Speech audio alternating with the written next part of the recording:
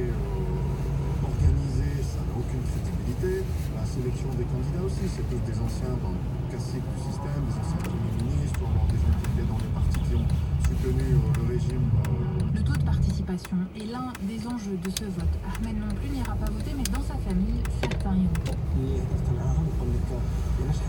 Quand je parle avec eux, ils me disent on ne veut pas que ce soit comme en Irak. Ils ont peur que s'ils ne votent pas, le pays tombe dans le chaos. Et ils veulent pas ça. Ils disent qu'ils veulent que le pays aille bien. C'est pour ça qu'ils veulent voter. Mais ils ne savent pas que les 20 dernières années, ce n'était pas bien. Pour eux, c'était bien. Mais en fait, c'était pas bien. Dans plusieurs villes du pays, des manifestations contre l'élection ont démarré dès le milieu de la matinée. Leïla Berato pour Radio-Canada, Alger. Ça fait très mal parce que la façon dont on avait vu le monsieur avec les enfants, on ne savait jamais ce que ça allait arriver. Douleur, tristesse et colère face à ce que toutes les apparences d'un triple meurtre, une femme et 2 jeunes enfants, 2 ans et 4 ans assassinés dans l'est de Montréal. Le père qui s'est enlevé la vie dans le secteur de Joliette est le principal suspect. C'est comme on habitait avec des loups qui habitaient à côté de chez nous. Le père avait été accusé de voies de fait grave l'an dernier. La cour lui avait interdit tout contact avec la mère. Voici Manon Monastès de la Fédération des maisons d'hébergement pour femmes. On sait que la séparation, c'est un drapeau rouge pour la question de l'homicide, là. Tous les homicides en contexte de violence conjugale, c'est dans une période de 6 mois suite à la séparation. Que peut faire le politique pour éviter pareil drame? Pour Manon Massé de Québec solidaire, le gouvernement a les moyens d'agir. Il y a de l'argent dans les coffres. Il y a des choix à faire avec cet argent-là. Et je pense que de protéger les femmes, c'est une bonne idée. Parce qu'en bout de ligne, qu'on le veuille ou qu'on le veuille pas, la violence conjugale coûte déjà très cher à la société québécoise. Chaque année au Québec, une douzaine de femmes sont tuées par leur conjoint ou leur ex-conjoint. Politique québécoise. Après les syndicats, c'est au tour du Conseil du Trésor de déposer aujourd'hui ses offres pour le renouvellement des conventions collectives dans la fonction publique. C'est ce qui marque en fait le début des négociations qui s'annoncent déjà difficiles pour les employés de l'État. On en parle avec Alex Boissonneau. Pour Alex, le président du Conseil du Trésor donne le ton ce matin dans une lettre ouverte qui est publiée dans la presse. Christian Dubé, Maxime, veut limiter les attentes des syndiqués qui exigent des augmentations de salaire considérables. Il demande entre autres aux employés de considérer aussi l'amélioration de leurs conditions de travail grâce aux investissements du gouvernement en éducation et en santé, dans les infrastructures ou pour embaucher du personnel. Or, les syndicats estiment tous qu'un rattrapage salarial est nécessaire, ce qui fait, par exemple, que les enseignants ont demandé des augmentations de salaire qui peuvent atteindre 33 % ou que les infirmières ont demandé 22 % sur 3 ans. Ce qui ajoute au défi, c'est que le gouvernement ouvre la porte à des offres différenciées selon les corps de métier, comme pour les préposés aux bénéficiaires ou les enseignants, ce à quoi sont traditionnellement opposés les syndicats. Et puis, les grands syndicats vont rencontrer le président du Conseil du Trésor aujourd'hui à tour de rôle?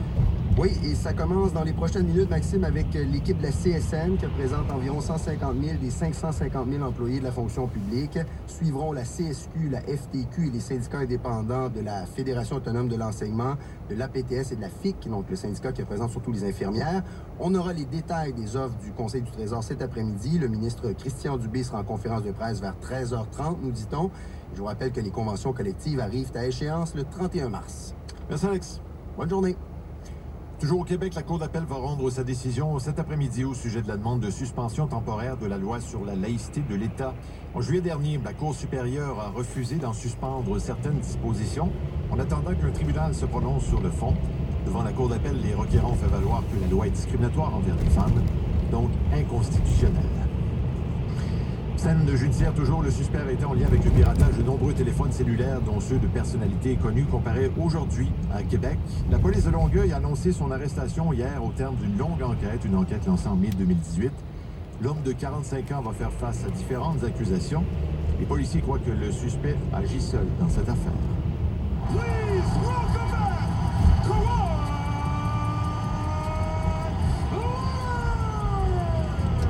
En terminant au basketball, les partisans des Raptors de Toronto ont réservé une ovation à leur ancien joueur vedette Kawhi Leonard hier soir. C'était la première fois que Leonard jouait à Toronto depuis qu'il a quitté l'équipe pour les Clippers de Los Angeles l'été dernier. Bon, c'est lui qui a permis aux Raptors de remporter le championnat de la NBA la saison dernière. D'ailleurs, les Raptors lui ont remis sa bague de championnat lors d'une cérémonie d'avant-match, cérémonie durant laquelle il a chaleureusement salué ses anciens coéquipiers. Les Clippers, au final, par contre, ont vaincu les Raptors 112-92. Voilà, c'était le Radio Journal. Ici Maxime Coutier. Bonne journée.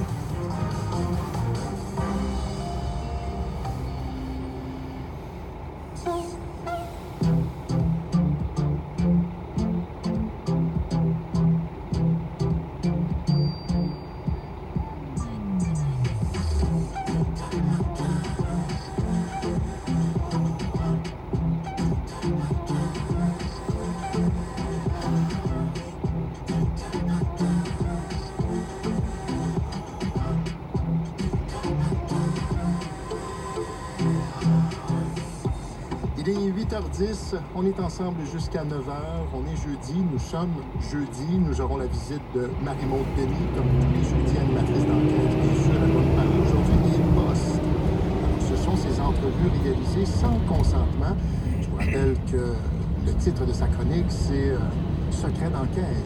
Alors, ce sont les coulisses des enquêtes journalistiques, toujours très intéressant de l'entendre, Marie-Maude Denis. On va parler au maire de Mont-Tremblant qui veut abolir la police. C'est décidé, il va aller de l'avant avec son projet, ce qui ne fait pas du tout l'affaire, bien sûr, des policiers concernés, mais aussi de bien des citoyens de Mont-Tremblant. Alors, Luc Brisebois, le maire, sera avec nous. Je pense qu'il est d'ailleurs déjà au bout du fil. Pourquoi veut-il abolir la police municipale de Mont-Tremblant et confier les responsabilités à la SQ? Il va nous l'expliquer juste avant la circulation avec Yves Desautels. On a donc cet accident, on a fermé dans les deux directions, Patrick. Les gens de Transport Québec m'ont appelé. C'est toujours cet accident grave survenu à la hauteur de la 50, à la hauteur de Montebello. On avait rouvert momentanément pour laisser les voitures coincées, un petit peu passées quand même, mais l'accident est grave et c'est fermé dans les deux directions. Des usagers. Oui, c'est difficile. Puis il y en a 100, puis après ça, c'est 60. C'est tous les jours. Je suis convaincu que la Société de transport de Montréal a un pourcentage plus élevé d'autobus de sa flotte qui reste dans les garages que Longueuil puis Laval. Ça, c'est vrai actuellement, mais c'était pas vrai dans le passé. Mais là, c'est vrai, là. Oui, puis je m'en suis jamais caché, mais ce qu'on est en train de faire, M. Arcan, là, c'est de faire en sorte d'acquérir 300 autobus. C'est 15 de notre flotte. Ça s'est jamais fait à l'ASTM. À l'ASTM, là, on a 8 centres de transport qu'on a construits en 150 ans. Et pour les recevoir, là, je suis en train d'en construire 2 puis d'en agrandir 3. Nous, on veut faire en sorte de donner un service à la population pour le futur, d'arriver avec un réseau de bus du 21e siècle. On est en train de faire quelque chose en 2 ans qui prend normalement 5 à 7 ans. Quand je dis qu'il faut comprendre ça, c'est ça l'idée. Cet accident dont Bruno nous parlait, c'est du côté de l'Assomption, la 40 Est. Ça, c'est direction Trois-Rivières. Alors, camion, auto, ça cause quand même un bon bouchon. Et en sens contraire, on ralentit un petit peu. Par contre, si vous continuez sur la 40 Ouest, c'est presque terminé au pont de Gaulle. Ça s'est amélioré de ce côté-là. La métropolitaine Ouest, Descartes-Nord, tout ça, c'est quand même pas mal au ralenti. La presse, on est toujours dans le secteur de Dagenet. Transport en commun, c'est des bonnes nouvelles de ce côté-là. Le métro, train de banlieue, ça fonctionne. Et on rappelle donc encore cette fermeture de la 50. Ça avait été réouvert, mais de manière temporaire. Voilà qu'on a refermé cette route où il y a eu un accident grave. Véronique? Oui, bien, des températures froides ce matin, vraiment, là, avec refroidissement éolien qui nous amène à près de moins 18. Donc, c'est pas nécessairement la grande chaleur, mais le mercure va remonter au cours des prochains jours. Soit demain, on sera plus près du point de congélation. Et puis, on aura pas mal de nuages qui vont s'amener déjà cet après-midi. Le soleil, c'est surtout ce matin. Les vents vont quand même diminuer d'intensité. Et puis, par la suite, ben, demain, les nuages seront présents le matin et on aura quelques éclaircies en après-midi. Bon, la douceur, il y en aura un petit peu trop en fin de semaine avec des conditions pluvieuses, 15-20 mm de pluie pour la journée de samedi. Ça, c'est une pluie qui est désagréable, quand même soutenue, là. Et puis dimanche, un petit peu de neige fondante, très venteux, de la grisaille aussi. Des températures plus froides la semaine prochaine. Bon, on n'anéantit pas complètement l'espoir d'un peu de blanc pour Noël, mais ça devient de plus en plus difficile quand même. Ça s'est refroidi aussi entre le maire de Mont-Tremblant et ses concitoyens. Hier, le conseil municipal de la ville a adopté une motion pour demander au ministère de la Sécurité publique du Québec d'abolir son corps de police municipale, ce qui ferait en sorte que le territoire serait couvert par la Sûreté du Québec. Bien sûr, il y a des citoyens, plusieurs citoyens même, qui s'opposent fermement à cette décision. On en discute avec le maire qui est au bout du fil, M. Brisebois. Bonjour. Bon matin. Pourquoi vous voulez abolir la police de Mont-Tremblant? Écoutez, premièrement, c'est une décision aussi du Conseil. C'est une décision qui a été mûrement réfléchie.